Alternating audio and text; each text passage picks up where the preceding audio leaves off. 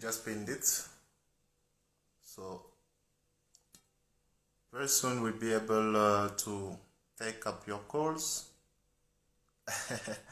What about Chiluba? No, we are not speaking Chiluba. We'll just be speaking whether in English or in French. Only those two languages are allowed in this live. So I'm gonna take first the first person who would like to join. Please feel free to send a request if you feel like you want to join and give your opinion. Or if you have any question, you don't feel like joining the live, but you have any question for me or for anyone who will be joining us or our invite, our guest here, feel free to just also type it in the comment and sure that you get answered as soon as possible. Thank you. We'll be receiving. Let me accept now. Hello. Hello. Can you hear me clearly? Yes, I can hear you. Okay. Can you please introduce yourself and tell us what is your opinion about today's topic and where are you calling us from, of course? My name is Annette Miley. From Tanzania. Mm-hmm. And I'm glad to join sharing my opinion regarding the topic. Thank you. So, what can you say? Does the diaspora contribute to the evolution or the development of the country, according to you? Actually, to my side, I am 50-50. I have a yes 50. for that answer and a no for that answer. Yeah. Okay. So, what do you prefer to start with, the yes or the no? I would prefer to start with the yes. Okay.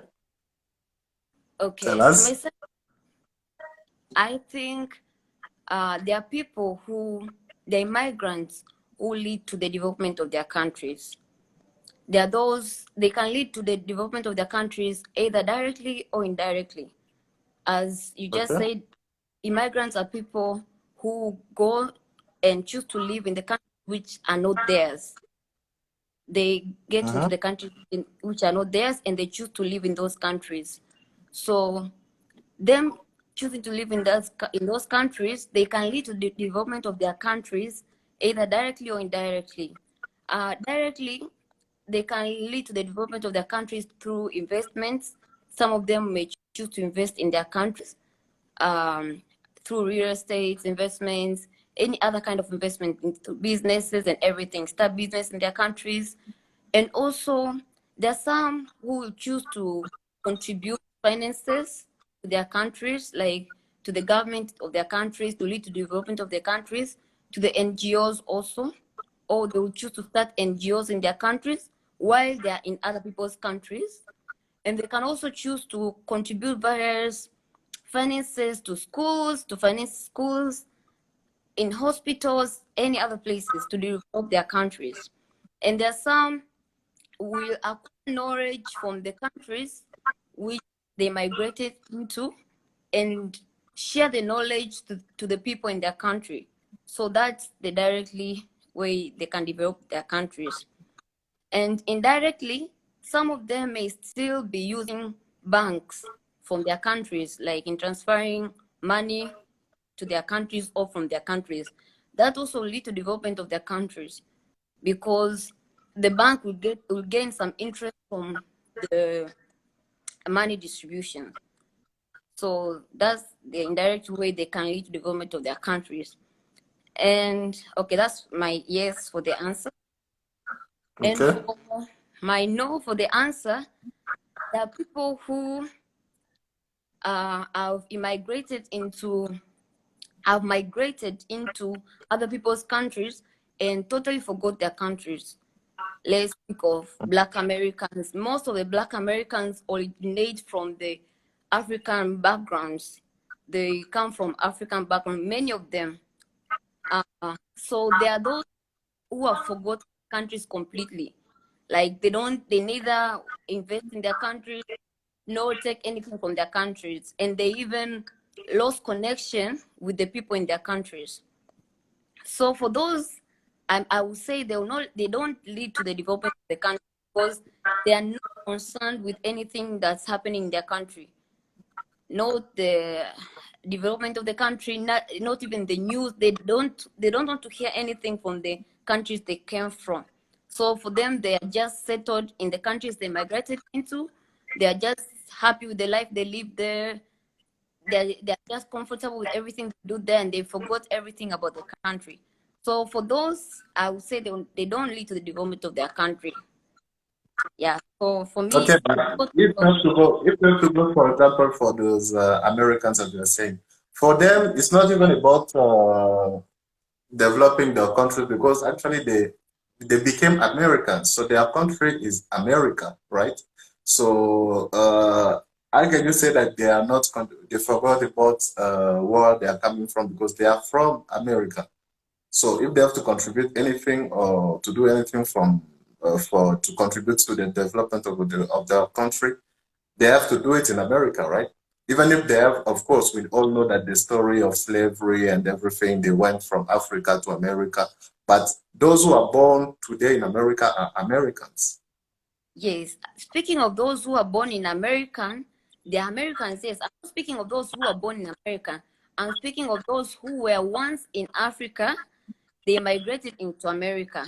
And also, they may be Americans, but also they share blood from Africa.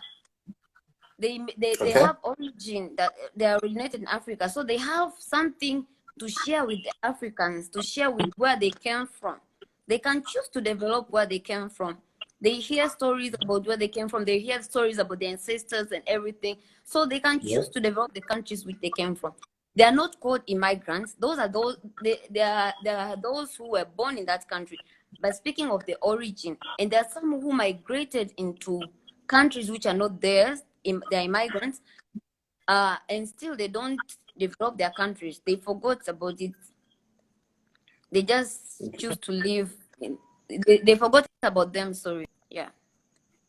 I can even see there's Vikram Singh who just saying must remember the roots. Okay, they should remember the roots. Yes. Okay. And I believe if they all remember the roots, African could not be at this level of development we are in. If they all remember the roots, since they are developed and they're in a certain level of life where they can still help in development of where they come from. So with that saying, it's that some of them don't remember their countries. They don't lead the development of the countries they came from. Yeah. Okay, I guess Vikram is coming back and saying giving back to the society must be taught as a kid.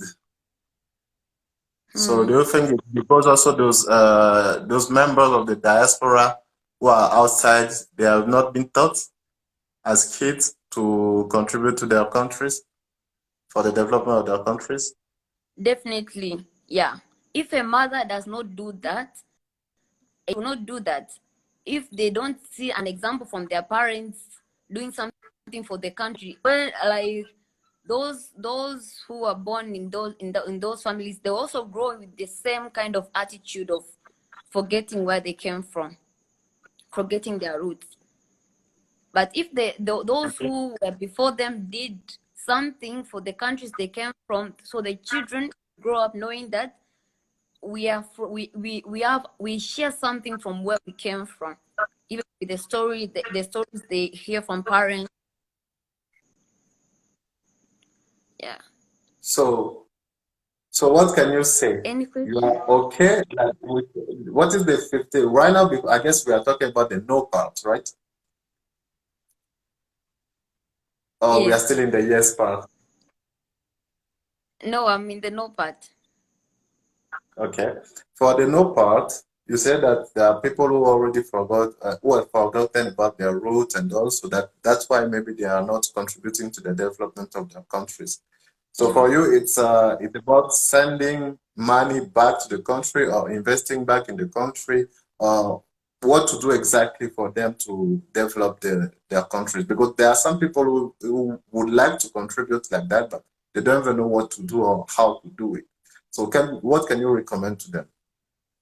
Yeah, they can share skills that they have in the countries which they come from. They can share finances. They can help in many ways. There are many ways to reach out to the countries which they came from. They can Mm-hmm. give, they can donate, they can give donations, help.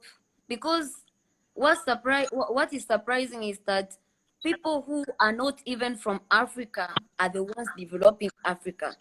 Like many whites come here and give donations, but those who have the origin or share the origin with the Africans, or I'm just based on Africa because I'm from Africa. Yeah. So many who share origins with Africans, they don't do the development that has to be done. If they, let's say, if many of them could do that, they could come and donate. They could come and share their skills. They could come and do various stuff to ensure the development of the countries they came from. It could have led to improvement, high improvement of Africa. Okay, I see. Yes. So, what about for the yes part? Who do you think are contributing, and how are they doing it now? Okay. Those that I think are contributing, first of all, maybe those who left uh, their families in Africa, or those who are willing to do something. They went to other people's countries so that they earn something to do something for their countries. So they have that goal to do so. They have the Okay. willingness from the start. And also those who are kind enough to remember their roots, I believe, are those who are contributing. And also there are some who do so that they'll gain, because in Africa we have many resources. So there are people who, no matter where they go to, they know that they can still bring back their investments to Africa, so that they get something from Africa because of the richness that Africa has. Okay. So, I guess those people Question? who are contributing, but do you think they're contributing in their countries, like, or contributing for their families only?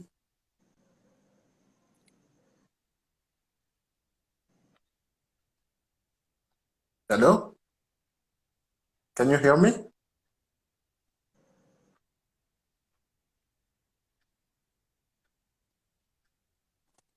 Hello? Can you hear me properly? I guess there's a problem of connection. Them doing it for them, contributing for their families, contribute to the country. Sure. Sorry, my connection is bad. Okay, no problem. Yeah, we can see you and hear you properly.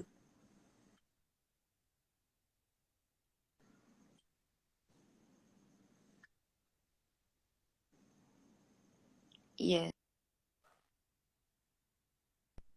So,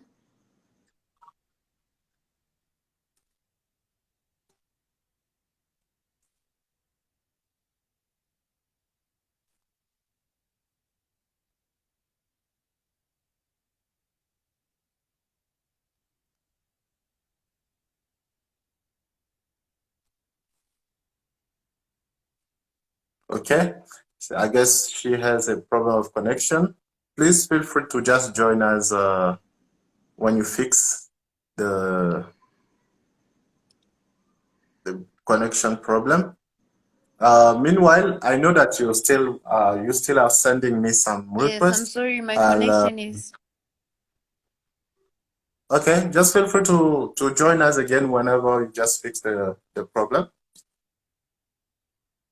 Meanwhile, I guess we can receive someone else. But before we do, I would like to just repeat a little bit in French what she just said. for the people who couldn't understand what you said exactly. Alors, elle dit que pour elle, c'est un peu du 50-50, ok? C'est du 50-50 parce qu'il y a de ceux-là qui, eux, acceptent qui contribuent effectivement au développement de leur pays, et il y a de ceux-là qui ne contribuent pas au développement de leur pays. En ce sens où ceux qui contribuent, pour elle, ceux qui contribuent au développement de leur pays sont ceux qui n'ont pas oublié leurs racines, c'est-à-dire leurs origines, en se disant que voilà, j'ai quitté un pays, ok, un pays où d'où je viens, où je suis né, et je suis allé ailleurs, mais ici je suis venu peut-être trouver un boulot, peut-être ma vie, développer, je sais pas moi, du côté développement personnel par exemple, et faire leur vie chercher l'argent, quoi, comme on dit. Alors, mais ces gens-là, ce n'est pas parce qu'ils sont ailleurs ou contribuent beaucoup plus même, parce qu'ils doivent payer, ils vivent là-bas, ils doivent payer les impôts, les taxes et tout ce qui va avec, mais n'empêche que ça leur permet aussi ils n'oublient pas de contribuer dans leur propre pays. Ils n'oublient pas de contribuer dans leur propre pays parce qu'ils savent que le pays a besoin de se développer. L'Afrique a besoin de se développer. Et elle ne peut pas se développer toute seule. Elle a besoin de la contribution de tout un chacun.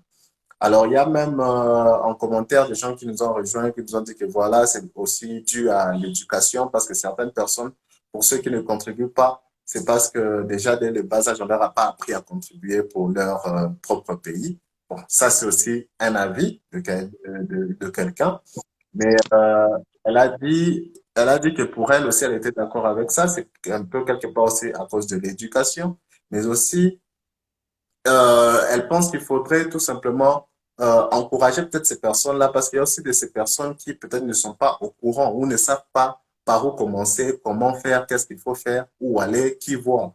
Alors, ces personnes ont peut-être besoin aussi parfois d'être un peu dirigées afin qu'ils puissent savoir où est-ce qu'ils peuvent contribuer ou qu'est-ce qu'ils peuvent faire exactement pour contribuer. Alors, pour la partie du Nord, c'est comme elle a dit, c'est juste peut-être voir comment les dirigeants, les rappeler un peu. Pour ceux qui n'ont pas besoin d'être dirigés, de montrer le chemin, il faudrait rappeler à ces personnes-là que voilà, vous devez aussi penser à votre pays.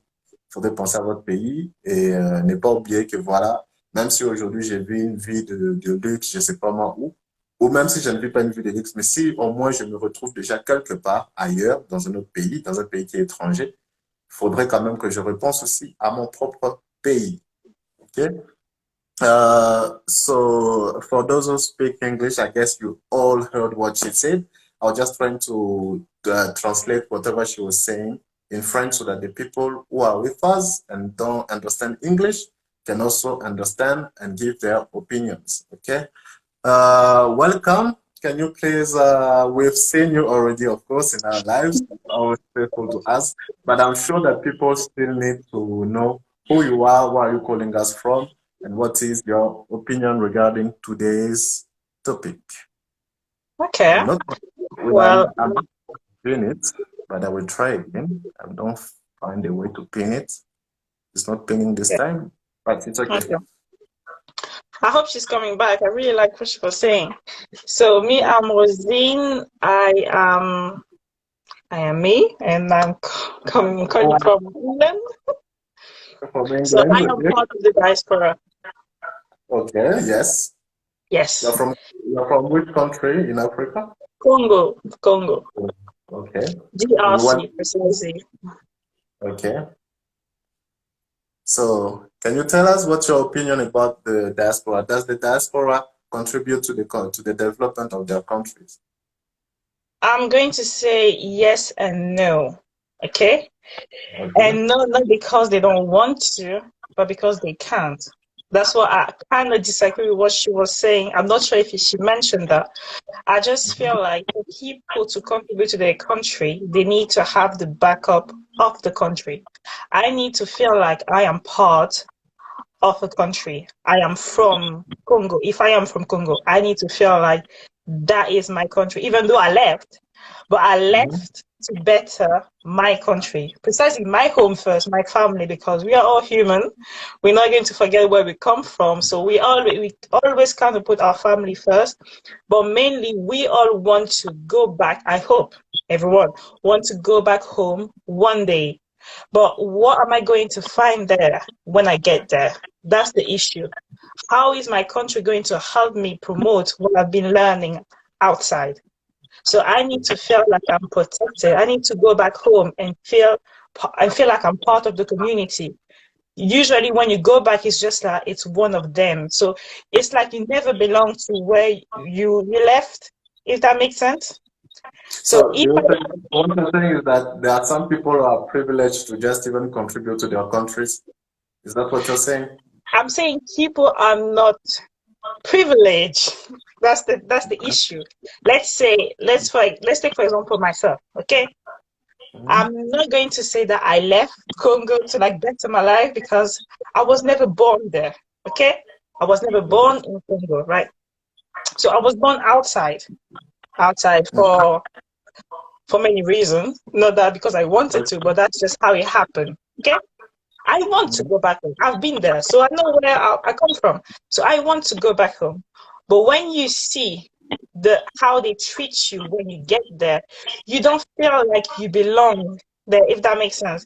It's like and in your mind, you're never really part of the community. But imagine I was born there and I decide to, let's say, start a business in Congo. Okay, how is the government going to help me establish my business back home? That's my question. Are they going to steal from me? Are they going to make it easy for me? Difficult for me? Let's talk about dual nationality, for example. That's everyone. No, not everyone. I'm not going to say everyone. Many people in the country have dual nationality to help them just moving from one country to the next. But that is never allowed. And that makes it really, really difficult for people to try and to bring what they've learned outside country back home. So I feel like the word needs to come from both sides. I need to be a patriot. I need to want to go back home. But I need to feel like I have a home to go back to, if that makes sense. I don't know if I'm being clear. I'm not sure. Okay, I see. I guess I understand. So I just try to maybe repeat and see if I really got you well. So for you, you're telling us that it's because maybe the country is not really welcoming you and facilitating you to install your companies or whatever business or contribute to the country, right? So they are facilitating you. And they are not even making you feel as if you are really like from there. That's it's your like home. you are one of the lucky one, if that makes sense. Like you left, thank God you left. You're one of the lucky one who left, and that's not how.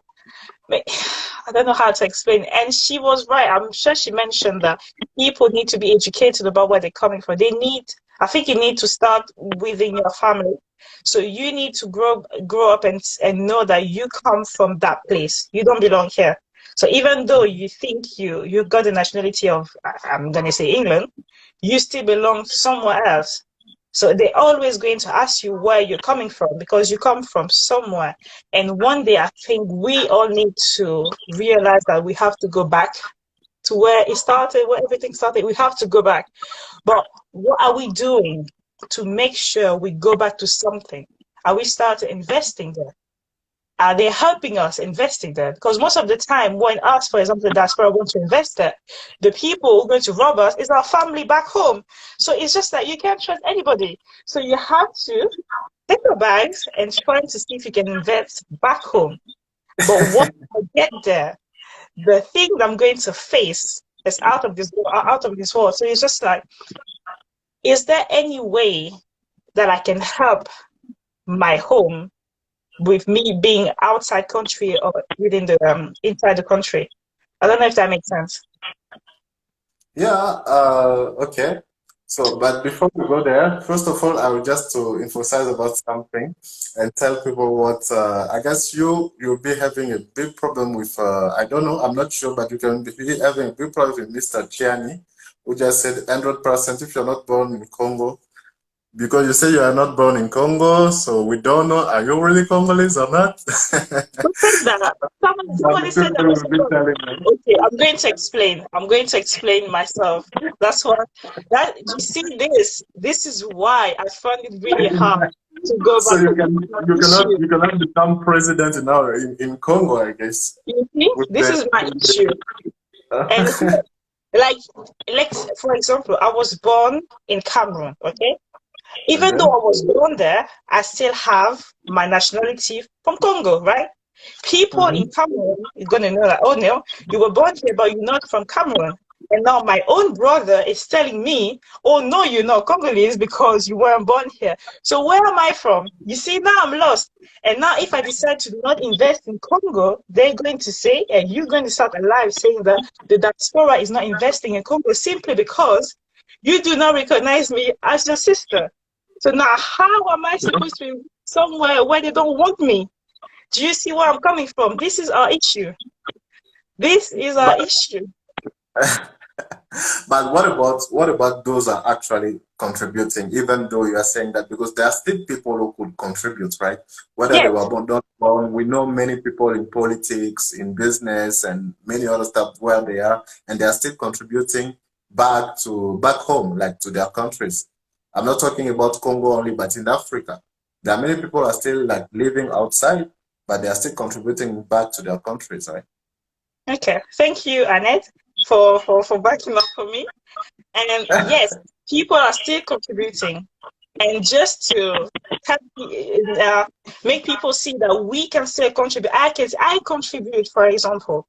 I'm part of B4B, Bukavu for Bukavu, right? I'm part of an association that decided to help my people. Even though you don't refer me as your sister, but my people, I'm from Bukavu, the East, right? So I still help. I do English classes. We try to help the community. We go back home. We try to donate, try to give activities back home. We try to help people with their career. So I am still doing it, even though they don't recognize me as a sister. You see what I'm because coming? I think when someone just said in the comments, there are people who have not seen the world around like you have seen. Okay. Yeah. So it's our duty to be empathic. Mm-hmm. We must wear our country as pride. Yeah. And I couldn't agree more.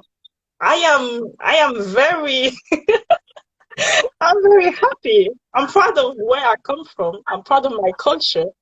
It's just the fact that, like somebody above said, that he does not recognize me as a Congolese. And that is very hurtful for me because I am 100% Congolese. Okay. So before we even, I guess there's someone who would like also to join and say something about what you said, I guess. So we'll be receiving him very soon. I can't say much as an outsider, but I wear my contrast, but I see you're human. Thank you. We are all human. And if you can help, please do, but you cannot discriminate me or anyone else simply because they are not born in Congo. I was born in the mission, right? I was basic. Do you know what? I'm going to even say this. I was born to help the country. This is why I was born outside, because there are some people who represent the Congo outside. That's called embassy. The embassy is the face of the Congo in other countries. And I don't know if it's unfortunately or fortunately, I was born in that way. So basically, I represented Congo outside country. And now I come home and somebody is telling me, oh no, you're not from there. What can I do? How can you represent something that you don't even know if you've never been there? Like you are not born there. That's why we don't understand. Before you answer to that question mark, we'll go to someone just join us. Please, welcome to you. And we already know you. I know you, but I guess the people who are watching also need to know you. Can you please introduce yourself and then let us know where are you calling us from and what's your opinion? Comme dans l'émission, dans le prochain, plutôt dans l'autre débat, je voulais bien m'exprimer en français, je le ferai aussi aujourd'hui. Okay. Il est primordial de bien In exploiter French, les so sujets we'll be okay. et We just aussi translating. pour permettre à d'autres personnes de comprendre. Je suis Anthony, je suis congolais et je suis en Inde, précisément à Bangalore.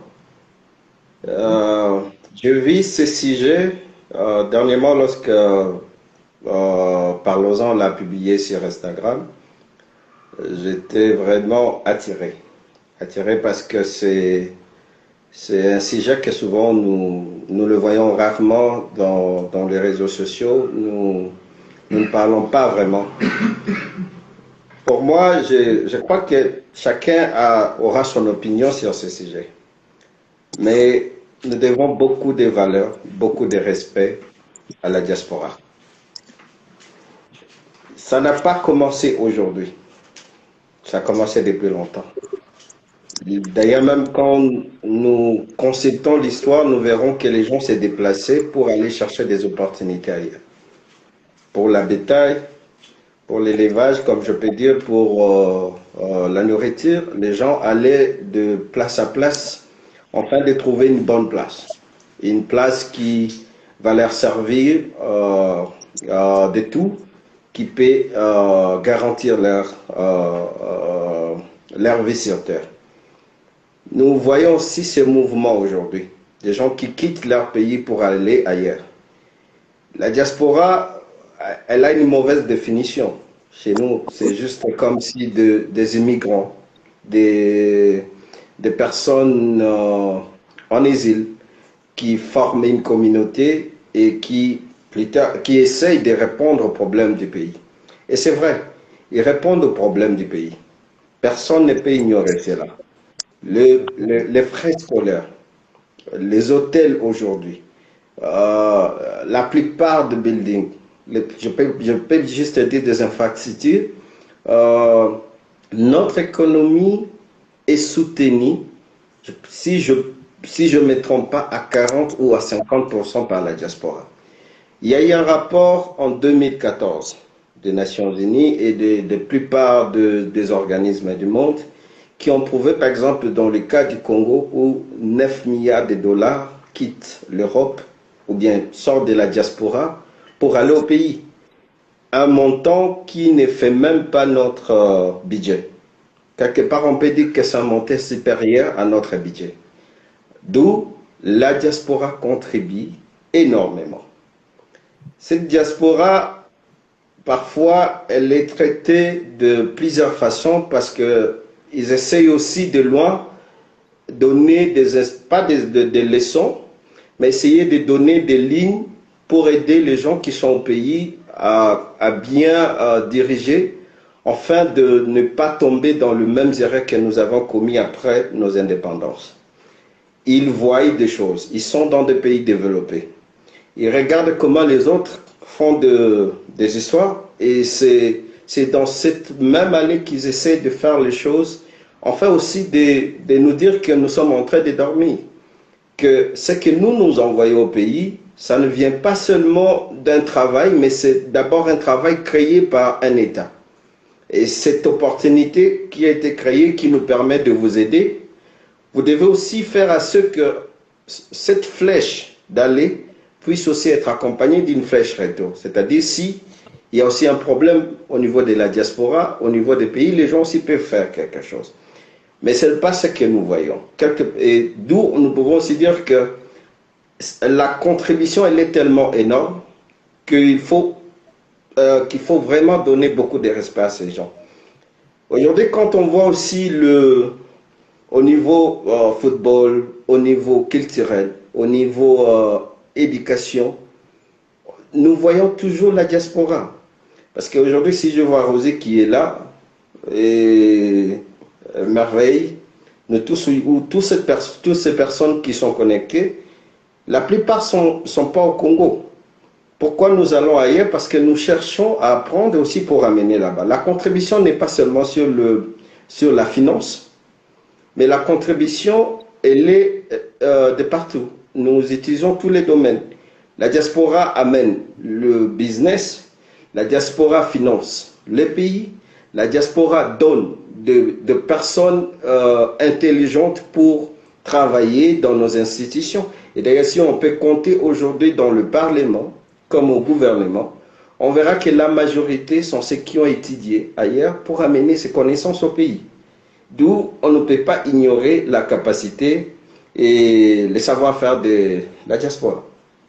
Okay, so just to resume what Mr. Anthony just said, for those who do not understand French, just to resume a little bit, for him it's a yes, okay? For him the diaspora just contribute to the development of the country, and for him we need to show some respect, to pay respect to those people from the diaspora, because they contribute a lot for the country, their respective countries, because actually for him we have seen many people who are contributing, like, for example, he took the example of Congo. Congo, he has read something where they were saying that they were contributing approximately to 40 or 50% of the economy of Congo. Okay, and not only in the economy, like financially, they also contribute in the education, because they are the one paying even the fees for their kids and the fees for some even orphans or some other people who are just back to the country, because he's from Congo, he's talking about the country he knows the most, right? So he just said that yes, the diaspora really contribute to the development of the country, and we really need to show some respect to them, okay? So please, Mr. Anthony, we just heard something from Rosie here, who said that the problem is also that for her, it's a yes and a no, okay? Yes, because yes, there are some people who are actually contributing, but no, because they are not allowing them to contribute. Because right now you just said that 40% to 50% is coming from the diaspora. But if she, as a member of the diaspora, saying that she's not able to contribute because they are blocking her from contributing, so what can you say about that? Because she's among the people who are not contributing. Because if we have to take the example right now, right here, we can say no. No. I did not say that, and I'm going to say it again. Okay. I am contributing, but it's really hard when people don't allow you to contribute. And yeah. You know what, I'm going to respond now to whatever that person said. And no, to Anel, she said that she's Congolese through naturalization. I am not Congolese through naturalization, because naturalization means that I am from someone else, and the Congo agreed to give me the nationality. No, I am a citizen. Even though I was born outside the country, I am a citizen. So I am not Congolese by naturalization. I'm Congolese actually by birth, and that's in the law. So your mom and dad are both Congolese, 100% Congolese. Yes. Because nowadays you are going to have a big problem with Mr. Chiani if you're not 100% Congolese. Yes, I am. So I am Congolese because my parents are Congolese, and this is birth. This is not because they accepted me. No, they have no choice but to take me. That is me. That's number one. Number two, he said that. What did he say? The question that you asked me, if I am not Congolese, if I'm not born there, how can I contribute? Yeah, because you don't know anything about the country. How can you say that you'll be contributing since you don't even know what the country needs, right? You are not in it. Maybe that's also one of the reasons why people are not really welcoming you there. Okay, I'm just going to respond. Thank you very much. I am going to respond this way. Right. Number one, the fact that I am born in Congo or not doesn't mean that I should be contributing or not. Being a patriot is a mindset. It's not birth. It's not because I was just there living there. No, it's a mindset. That's number one. Number two, I am contributing, right? I am from Congo. There are people in Congo, and I'm telling you this because thank God I've been around country, and there's somewhere, some places that are not really accessible in Congo who still believe up to this day that Mobutu is the president. I am telling you this. So it's not the fact that you are in Congo that you think you know everything about Congo. And now I'm saying this, I am contributing. And I told you about the association, Bukavu for Bukavu. I am involved in the activity. I know, I have been there. It's not like I have been there. So I know all the way to the village. So I know where I come from. I know the issues because I have the ability to see things from within the country and outside the country, which is a big advantage because when you're inside something, it's hard to see what's surrounding you. That's something that some opportunity that I can see from far that people in Congo cannot even see, or it's not really accessible to them because they believe that what they've told them is true. So I am able to see things from a different perspective simply because I have different experiences. That's what I'm saying. There are people who are welcoming. I'm not going to say everyone is not welcoming me, but it's because of people like those one who keep seeing me as an outsider that I am unable to do more than I'm already doing right now. Because there is no way that, for example, if all of us are right here watching this live and not doing anything, so is it because you were born in Congo that means, well, you're part of the community? What's the point to be part of something and be passive? Might as well be part of it. There's no point seeing your people like struggling and just saying, you know what? We need to do more and not doing anything. So recognize that people, your brother, your sister, is trying to do something, but because you keep putting the barrier, I don't even understand it. It's not the fact that I am not born. What's the difference? If I was born there, what was going to change? Now I'm what? I don't understand. What is me being born there is going to change something? A lot of people are contributing. When I'm not even Congolese. I am sorry. I am not. And our people in the government are not even Congolese, but they're right there and we're voting for them. But us, your sister and your brother who are outside, simply because we are not living in the country, we were not born in the country, we can say nothing about Congo. That's a bit unfair. Okay. So you are saying, Mr. Anthony, what are you saying about what she just said? She said like for her, she's not really, like the problem is that she's not really allowed to contribute. I have Mr. Vikram here who just is telling you, Rosie, he just commented and said, I sense her needs for their validation. Validation. If you just focus on your effort, world will change. Keep doing good work. Okay. So good work. Okay, you meant to say good work. Keep doing good work. Okay. Mr. Anthony, what are you saying about what we just said? She's saying that she's not really like she's contributing actually, because I can say you are not involved and then you are saying you are contributing already. So it's kind of confusing, right? No, I said but I said I was contributing, but it's hard. And now it's even harder because there's some people right here who don't want me to. Okay. Mr. Anthony, what can you say? Oui, je pense qu'elle peut avoir quelque part raison en parlant de blocage. Mais il faut aussi se poser la question, ce blocage-là se situe où? Okay. Il y a, en évoquant la théorie de Tchani sur avoir de parents 100% congolais pour diriger le pays ou bien avoir le commande au niveau des postes régaliennes, ça, j'appelle ça une théorie d'injustice.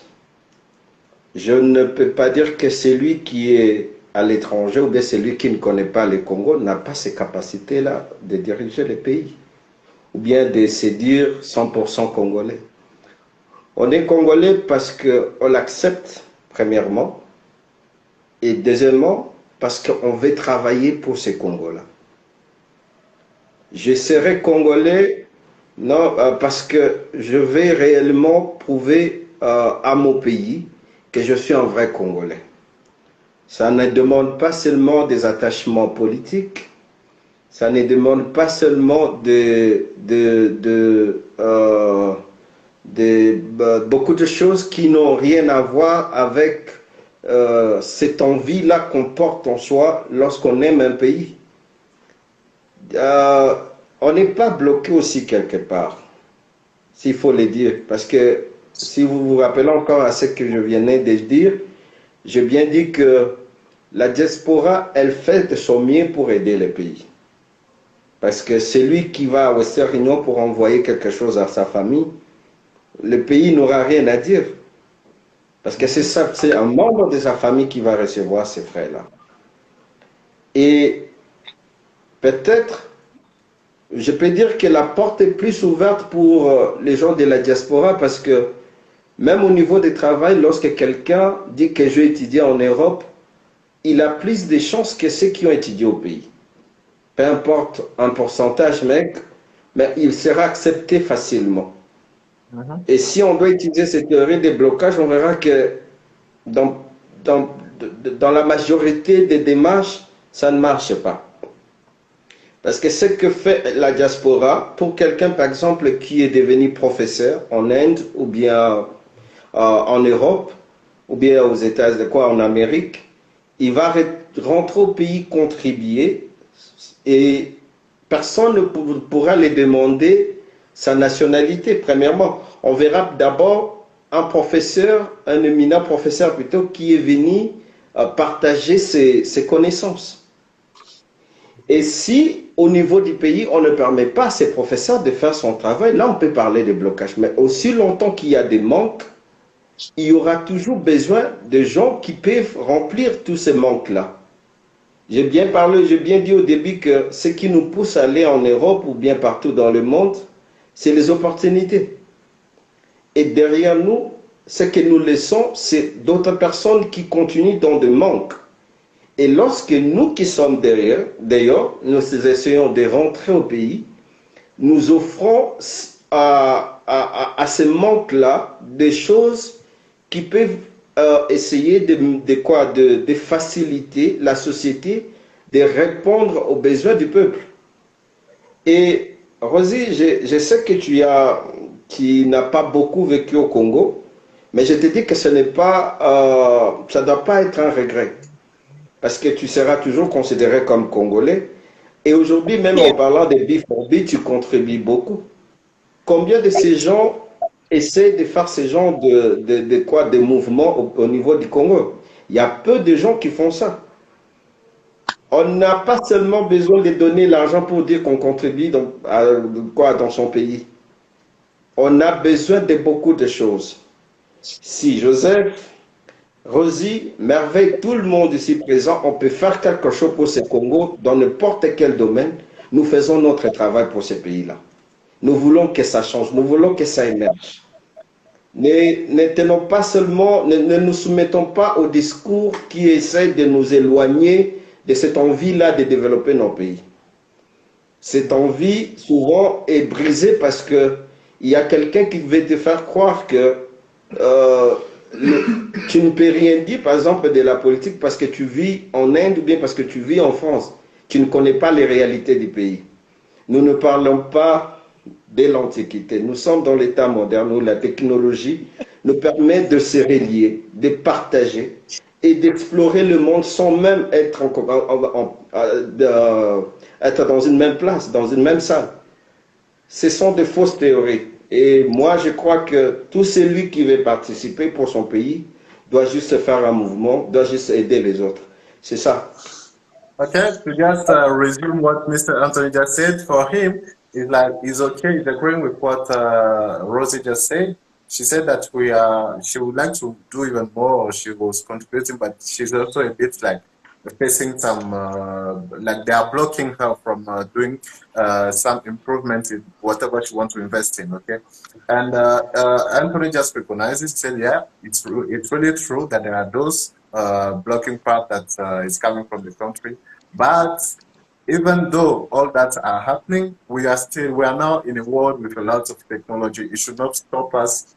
All those even speeches which are coming from the politician, like people are doing politics in our country, even though they are sometimes trying to bring up some speeches which can just separate us from each other and also from whatever we want to do for the country, should not be doing the same. It should not have that impact on us. If you really want to do something, just do your part, okay? Just play your part, and then everything will just be fine. Just to resume what Mr. Anthony just said. I guess I'm right? Or is there something that I forgot? No. You said it all. Okay. So before we go back to you, Rosie, we just received someone else, a very important person, Mr. Joseph Ngala. Okay, Mr. Joseph, I know I already said your name, but can you please just introduce yourself to the people? Tell us where are you calling us from, and what do you think about today's topic, or if you have any opinion or anything to say about whatever they just said. Can you please tell us your opinion? Okay, thank you so much. Good evening to you, Bas. Good evening, Rosie, as well as Anthony, you are here. And good evening to all the other people who are listening to us at this moment. My name is Joseph Ngala. I am also from Democratic Republic of Congo, but at this moment I'm living in India.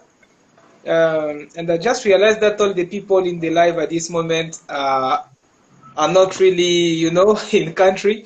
Yeah. And in fact, just in bracket, I wish somebody who has been in, not in Congo, in country for his whole life, maybe we can give also a great point of view so that we will know the way they see, because we have a point of view of people who have been there and out. Okay. Yeah. So I'm Joseph Ngala. I am the General Manager of the Emerald Group, as well as the President of the Awaken Driving Circle. So I'm not going to give you details about that. So coming on the point of today, I've been listening to what was already said. So personally, I think that we all contribute in a certain way. Sometimes the contribution is not direct. Okay, when I say we, I'm seeing people who are outside, yeah? People who are outside in the diaspora. In a certain way, we also contribute. And when you make some analysis, I just want to do, first of all, a political analysis. When you go to the political analysis, you see that though, for example, we've been having some leaders who are not doing the job in the right way. And we've seen people trying to contest against that from their country, from the country directly. But we have seen also these people who call themselves, how do they call themselves? I forgot the term that they use. You know, all these people in Europe and in Belgium, for example, when it comes to the context of Congolese. Though they are not in country, there is this contribution that they give, because whenever things are not going well in the country, though they are not living directly in the country, they still find a way to talk about that. I remember there are some politicians who were not doing well their work back in country. When they went in Europe to give some speeches, the Congolese from there told them that you're not going to give any speech here. You don't coming to lie to us here, because things are not going well there. What are you coming to tell us here? So there's a way that even these people, even from outside, also can also contribute, putting pressure. You see, is not there in the country. He will not is not directly benefiting for whatever is happening, well or not. But in a certain way, you also contribute because of the love of the country as well. But one thing also that I don't personally something that I don't personally like about people in the diaspora, because there's a moment when they don't really contribute as well. And especially, I will not talk especially about people living in the diaspora, that people who have got the opportunity to go outside and come back. And in this one, I'm going to speak especially about our politicians. Sometimes we ask ourselves questions, do these people travel really? Do these people really go in other countries? After going in airports like airport in France, airport in Addis Ababa, we still have a garage that serves us as an airport, you see? So sometimes we ask ourselves questions to know if the fact of being outside is really contributing, though it is going to contribute normally. Dr. Silas was here in Bangalore, I think in 2017 or 16, if I'm not wrong. We had a conference with him, and he gave us an advice that I really took, I took it at heart to work on. He said, "You are in India, but I advise you not only to study in India. I advise you to study India, because studying in India will only make you take all this subject and all put it in your mind and go. But study India so that you can learn from another economy, so that you can study from the way that the manager think, what are they doing so that they can become an emergent economy, so that you can bring back those tips and bring them home."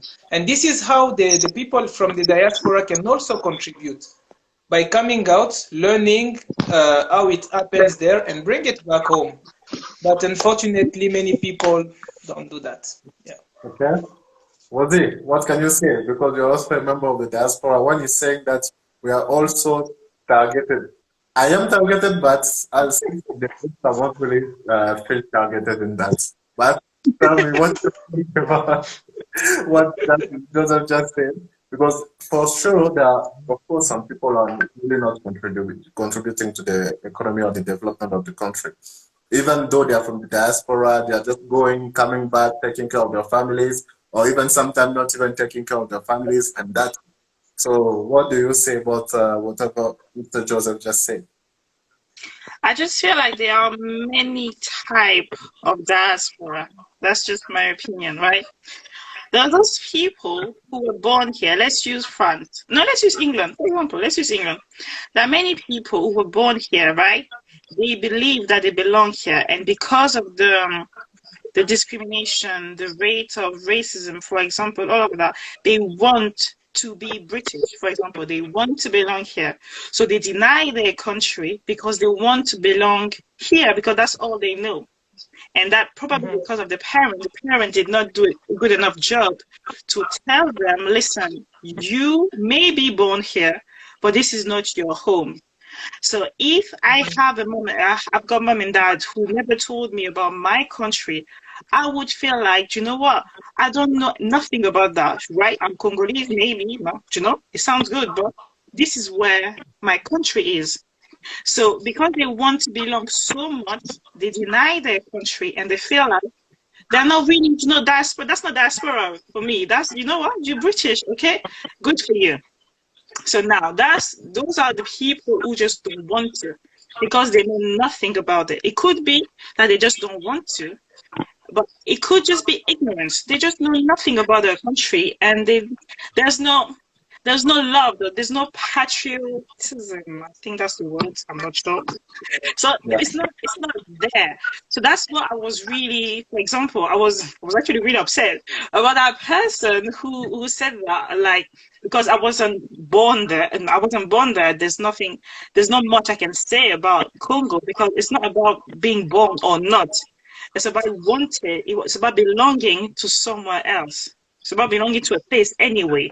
It's about loving your country, sacrificing yourself. Well, that's another dimension right there. But it's about loving your country, right? Number two. But, yeah. I would like to say something, Bas. Yeah. Yeah, you know, there are moments when people, I will really take the category of people that Rosie is speaking about. Probably people who may have never even been in their country. We even see also some people who have run away from the country because of poverty or whatsoever, and they've really belonged to a different part of the world at that moment. You know, in a certain way, it's like a break from their motherland. And sometimes when these people come back to country, and want to take up some bigger responsibilities, people are not agreeing with that. Though I will say that we have the two sides of the coin on this one, but I will, since Rosie is like supportive on that, I want to bring out the side which is not supportive of it. Okay. I remember there is a guy who went to US, he spent his life there. He doesn't know the matters that are really happening in country. And for instance, I've been in India for 4 years. When I went back, I just realized that the reality of Congo that I had in my mind was totally different from what I faced. You know, so this man, after thousands of years in US, he hears that okay, the country is starting election. He comes to be candidate to the presidency. People told him, no, you don't leave the US and come to become a president. What do you really know about the realities that we're going through? You see. Okay. So sometimes people prevent those who are coming from the diaspora to even take up some responsibilities because they believe that you really need to come first, stay with us, understand our realities before you can think that you can give, you know, something. Otherwise, you don't really know the reality that we're going through. I believe that there are legal requirements for those kind of posts, like presidency. I think that the law says something about that. I'm not sure. I'm not familiar with the law. So I feel like there's some requirement. In our country, it's now that they are discussing about that. You see, there's some requirement, but however, that's just my opinion again, right? It's not because I live in Congo that I know what's happening in Congo. And I want to make that clear. You may think you know what surrounds you, but you actually don't. I believe that people who've been in and out have a better understanding of Congo than people who actually live in Congo. Let me explain why. That's just I'm sorry, Rosie. I'm sorry, Rosie. We were talking here about people who are really outside. This is the case that you brought up on the table. Now, if for those people, I have to agree with you. If you've never been there, if you don't know what's going on there, you cannot think that you can go and be a president, for example. I have to agree with that. If there's someone who's never been to Congo, then there's no point going back and try to do. But you just said that the people who are outside of Congo and they know even better than the people in Congo, right? No, I just talked about people who don't have any knowledge of Congo. They want to belong somewhere else. That's the example we use. For those people who think that they belong somewhere else and they have no knowledge of Congo whatsoever, there is no point. But I guess if someone wants to take like the first position to be the first citizen of a country, like whether Congo or whatever country in Africa, country in Africa, if you want to take the first citizenship, because the president is the first citizen of a country, right? So if you want to take up that place and all the responsibilities of that position, I guess that person might know about the country, right? That's why I'm saying there must be some law. I'm not familiar about the requirement for presidency. That's what I'm asked. Okay, let's not even bring it to the presidency, okay? Let's just bring it to even businesses or someone who just want to contribute to the business, not even from the country. And we'd like to take a position because when you want to invest in your country, most of the people are investing to be as leaders, right?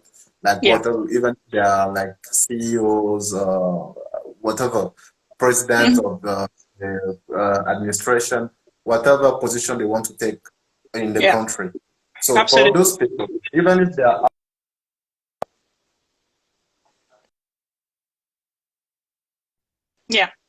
do you think that they can still be able to take up the place, like in the country? Okay. Now, let's use the business side, right? And I'm sure you all have heard that advice, right? You cannot run a business if you don't actually spend some time where your business is, right? Your heart is where your business is, okay? You need to be familiar with the area, with your business. You can actually, I believe, you can study your business from outside country, but when establishing a business in the country, you have to fly there. You have to be present at least from the beginning. But all of those businessmen have people on the ground that help them establish themselves in the country. I don't feel like there's a requirement for me to live permanently in Congo for me to have a business there. I have to be familiar with the place, and I do not believe you can be familiar with without never going to Congo. That's not possible. You have to at least go there from time to time to know how your area of business, whether it is, I don't know, entrepreneurship, let's say agriculture, for example, to know what's going on. And I'm saying that just because there are not enough resources on the internet to help you with that. And that's one of our issues. A lot of things are not documented. So you have to actually be present to know what are the difficulties of your business, which is different which is different with other countries who have everything on the internet. That's one of I believe, our drawbacks. So you have to be there, see what's going on with your business, and have people on the ground to help you. But I don't need to be present 100% of the time in Congo to have a business there. Okay, That's Mr. Joseph, something to add to that? Yeah, I first of all want to say that I first of all agree with her that if it comes to the point of making business, I think you don't even need to be present there. Sometimes you don't even need to know how the country is, as long as there are people taking care of the business, people who have made the market study and all, and have ensured you that things are going to go well. Because in business, what is important for us in the country is that your business be contributive, you know, to the economy, contributive to the social life of people. We don't care about who you are, we care about what your business brings. So we have no problem about the person at that moment. The problem with the person comes when the person is involved into the management of a certain institution as a person. You see, I would like to take, for example, an example of Mahatma Gandhi. Mahatma Gandhi, who has spent also a lot of time outside, but when he came back to India, he did, though people were expecting him to just come and at the first sight, he will just come and throw away all the England, he did not do that. He did something very important. When coming back to the country, he decided that I'm going to travel in the whole country so that I'm going to understand what the country go through. He was in UK, he was in South Africa, life was different, he had a different experience in UK. When he went to South Africa, he faced a different experience and he was able to understand what was going on there. He was able to free the Indians in South Africa. And finally, they were supposed to throw him back to India so that he will not be a problem there. And when he came to India, he did not pretend to say, yeah, I'm the liberator, I'm the avenger. So I'm coming to free India. He decided that I'm going to travel the whole country, and he did a very long trip going from train to train, from city to city, so that he could understand what the country goes through, so that he could give, you know, his contribution to that. So what I'm against is the fact of seeing somebody who comes from outside, know nothing, and wants directly to take up the responsibilities. No. He has more potential probably from compared to people who have been only there because he has been there and here, but let him take time before he can get involved. Yeah. So, Rosie, you are not born in Congo, Yeah. but have you been in Congo? Yes. You've been there? Yeah. For years. You spent some time there. I spent some And time at what, for how long and at what age? Uh-huh. I went to Congo when I was 19, 18, 19. Yeah, I think 18, 19. 18, yeah, 18. No, I'm lying. I was 20. Why am I lying? 20. Okay. And how long have you At least spent there? consciousness is there at that age. Sorry? How I long said have at you least spent- we know there's consciousness at that moment, at that age. Because there are people who will tell you, no, I've been in Congo. What age? I was 3. And I need to say this, right? Yes, I wasn't born in Congo, but I knew everything what was happening, everything that was happening in Congo. because my parents are not from they are from Congo, obviously, but they are very involved in what's going on because they work at the embassy. So I know everything that's going on. I've been knowing everything that's going on in Congo without being present. And I have seen the Congo from outside. I can tell you how the government works. I can tell you what was going on From in the the country. TV. Sorry? I said you had the TV in front of you. You can say that as a TV, right? We see Congo from outside, right? We are not even present in the country, but we know what's going on because everything that's going on inside reflects from outside. So even though I wasn't born there, I was raised, I'm going to say, in a Congolese household with Congolese culture. I was watching Congolese news, and I was also hearing the news from my parents who work at the embassy. So I know what's going on in Congo. So when I went back to Congo, I kind of knew what was going on. I just needed to see it for myself. So I didn't go to Kinshasa. I went to Goma. I went to Bukavu. Then I went to the village to see exactly where I come from. So not just the city, the village. So I can actually see how my people are living. And they are my people. Before somebody say that they're my people. Okay, I know we have many things to say about this, especially that Rosie really want to show us that she's Congolese, okay? 100%, and you should not make her feel as if she was not Congolese, okay? So people who are listening to us, please, we don't want problem with Rosie here. Please make her feel home. Okay, make her feel home. She's Congolese.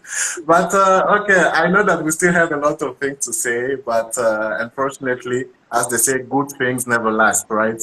So I'm just going to give maybe 1 or 2 minutes to Mr. Anthony just to tell us what he wanted to say, because I guess he left us. There was a problem with connection, I don't know. But he came back, so we just give him maybe 1 minute for whatever he has to say, and 1 more minute just to tell us his last word, and then we go back to Mr. Joseph, who will also tell us his last word, and we finish with Miss Rosie. Mr. Anthony, we can hear you. Merci beaucoup. Pour conclure, j'aimerais bien exploiter un sujet que Joseph a parlé aujourd'hui à Emerald. C'est un truc qui me tient au cœur, surtout que nous allons célébrer aussi notre indépendance bientôt. Puisque nous parlons de la diaspora, j'ai tenu vraiment à exploiter ce sujet-là parce que c'est très important. Vous savez, actuellement, il y a des ragots partout. Il y a des théories de toutes sortes sur ce qui concerne la nationalité congolaise. Ce sujet, je ne dirais pas que les gens l'exploitent mal. Chacun a son opinion, mais j'aimerais vraiment faire attendre aussi mes opinions aujourd'hui sur ce sujet. J'ai dit ça dans un texte que j'ai publié sur Facebook. Nous ne pouvons pas parler de la nationalité congolaise pour chercher à détecter si quelqu'un est de 100%, a des parents plutôt qui sont de 100% congolais, sans vérifier dans le passé. Si aujourd'hui je vérifie dans le passé de chacun d'entre nous, s'il y avait des boules magiques qui pouvaient nous faciliter la tâche, peut-être je ne suis pas congolais à 100%. Qui le sait aussi? Parce que déjà, nous sommes un pays qui a au moins 9 voisins. Et déjà, tous les jours, nous accueillons tous ces gens chez nous. Et nous allons aussi chez eux. Et nous ne savons pas exactement qui est congolais. D'autant aussi qu'il n'y a jamais eu de cartes ou bien des records qui peuvent prouver cela. Mais le fait d'être congolais, pour moi, c'est ce que nous sommes là actuellement. Okay. Le fait d'être appelé congolais, premièrement, parce que nous l'avons accepté. Pour que Rosie dirige le Congo, Rosie n'a pas besoin d'être au Congo, n'a pas besoin de vivre à Kinshasa ou bien de vivre au Congo. Je connais des gens au niveau, je connais des gens, sérieusement, je connais des gens au niveau des villages qui ne connaissent rien de Kinshasa, qui ne connaissent rien de Lubumbashi. Et ces personnes-là ont cette envie-là aussi un jour d'apporter une brique, en fait, de construire ces pays.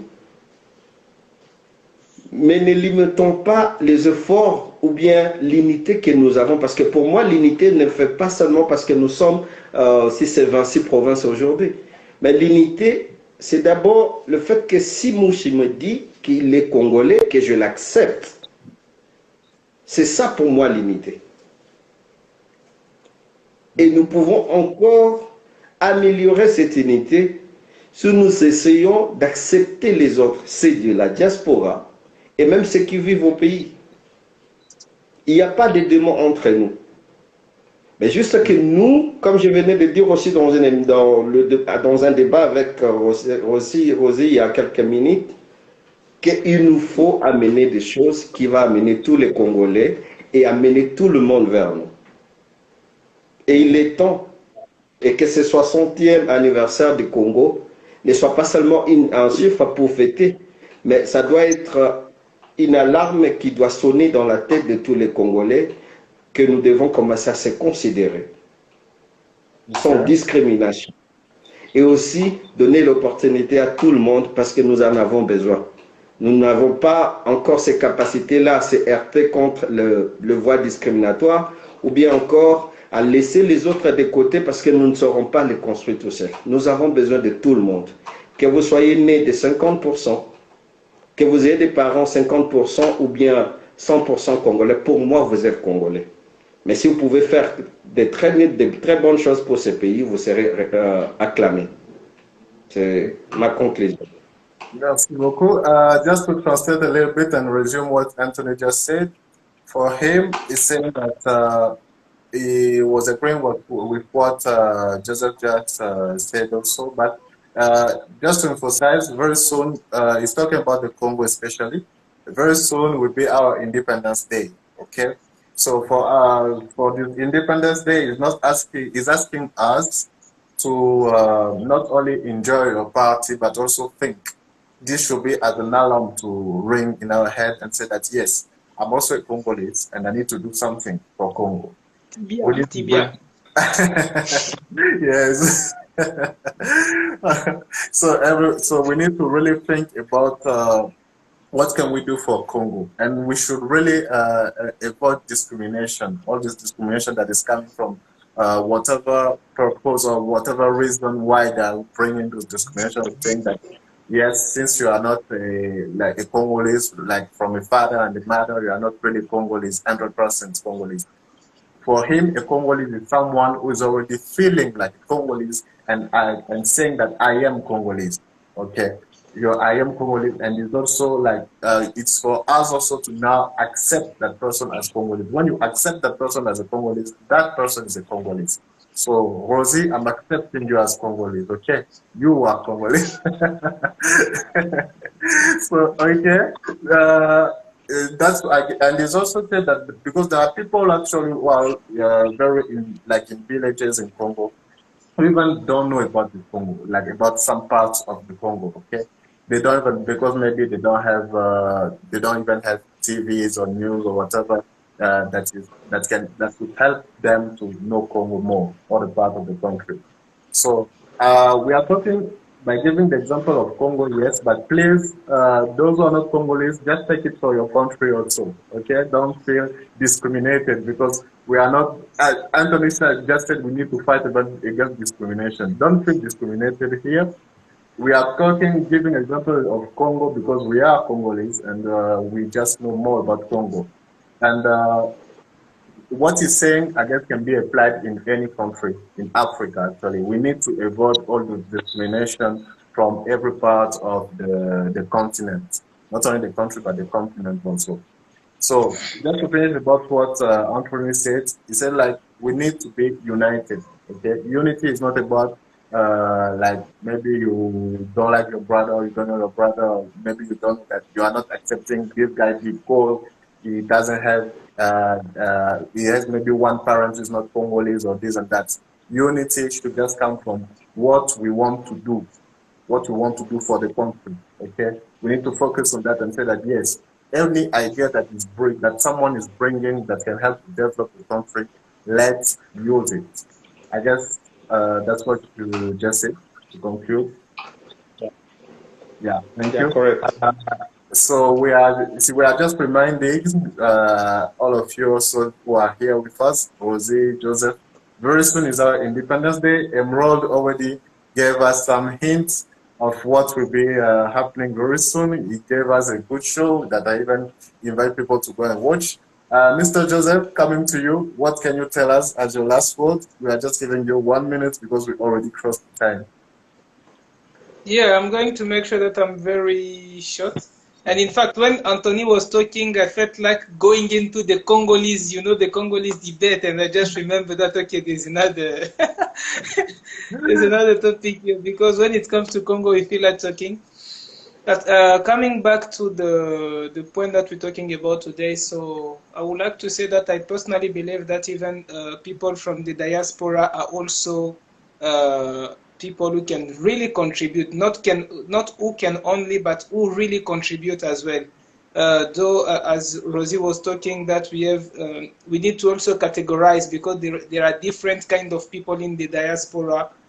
People who are going in and out. There are people who have just been outside for a long time and have not got really knowledge of their country. There are also people who run away because probably of political issues or poverty and all. But if we have to take it in a general way, everybody can really contribute.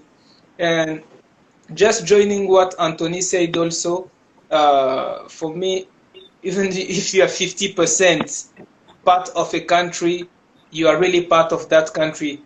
That's why you are 50% part of it. So you are part of it, and it's really better that you are also given the possibility to also serve the country and to also give what you can give.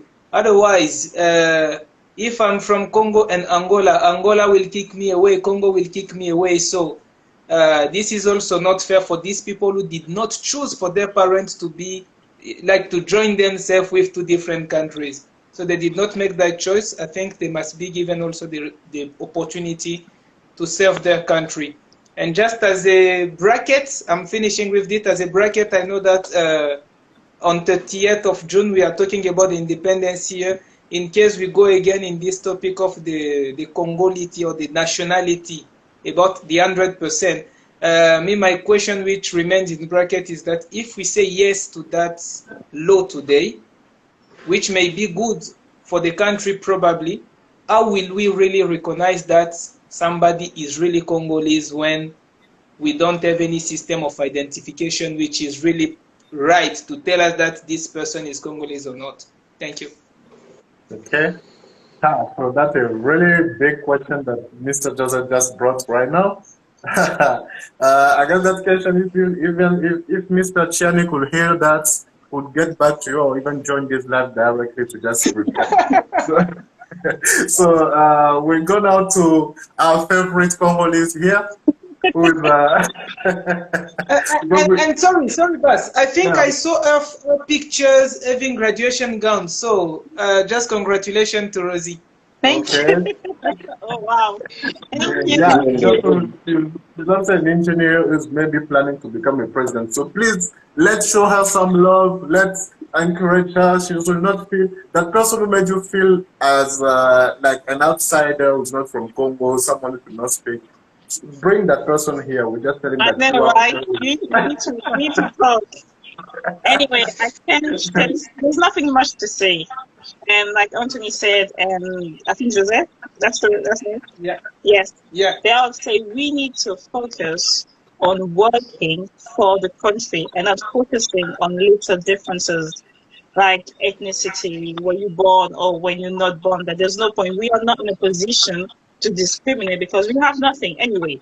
We can just be grateful for whatever comes our way. We are not in a position to be even negotiating with people all we have to say is thank you. I just feel like. Et pour finir, je vais finir en français parce que c'est quand même l'une des langues nationales. Pour ne pas qu'on dise que voilà, je suis pas congolaise et tout. Je vais dire 3 mots. Juste 3 mots pour l'indépendance et pour tout le monde. OK? 3 mots, c'est ceci. Justice, paix, travail. Ah oui. Ok. Là, je ne sais même pas quoi répondre à ça. Vous êtes en train de créer certaines choses en moi ici. Si j'ai envie de lancer même un autre sujet sur le coup. Mais, okay, as we said, okay, so right here, there's some problem. I guess I'm in the dark right now. But thank God we are already at the end. Diaspora. This is the diaspora we are talking about, right? We need to really develop something. Okay? So, thank you very much for joining us. Thank you, Anthony. Thank you, Joseph. Thank you, Rosie. And very soon we'll be having another live, as I guess all of you already know. And you are the most welcome to join the live and speak about whatever we'll be speaking that day. Okay? Thank you very much for joining us. And see you on 30th, June 30th this month. Bye. We'll be there. Bye-bye. Bye. Please subscribe. Oh no, this is not subscribe. Follow. But I guess I will just take this opportunity before both of you leave, because I know that when you leave, you guys leave a bit fully in the dark. But people who are watching us right now, we just talk about the diaspora today, if the diaspora could really contribute to the development of the country. And we had many opinions, very interesting opinions. And I guess if you guys need to watch about it, you can just, if you missed it from the beginning, just feel free to go on the page and watch it. And you just see how amazing it was. And for sure, on 30th, don't miss. On 30th, we'll be having is a very interesting topic, because that's the Independence Day of Congo, the DR Congo. And the topic will be, we cannot talk about the Independence Day of Congo without talking about Lumumba, who is our hero, national hero in Congo. And this is why we decided this year to even honor him again by saying the topic is just, what would the Congo be? Like, what will Congo be if Lumumba was still alive? What will Congo be today if Lumumba was still alive? So feel free to just join us. That day we'll just be really talking and dreaming all together and think about something to just develop the country even more, because we need to keep that Lumumba's mindset like for generation and generation back, because we all know that Lumumba had very great ideas for Congo, and let's just be patriots and continue with his legacy. Okay, so thank you very much for joining us. I will Hope Rosie knows Lumumba. Of course, I know Lumumba. I'm just kidding. And of course, I cannot end this live without thanking the team Parlons on the whole team, without who this event could not be made. They are the one who brought the ideas. They are the one who just helping us to just realize everything right here. So thank you to the team. Thank you again, Mr. Joseph. Thank you, Rosie. And see you next time. Ciao. See you. Ciao. Bye-bye.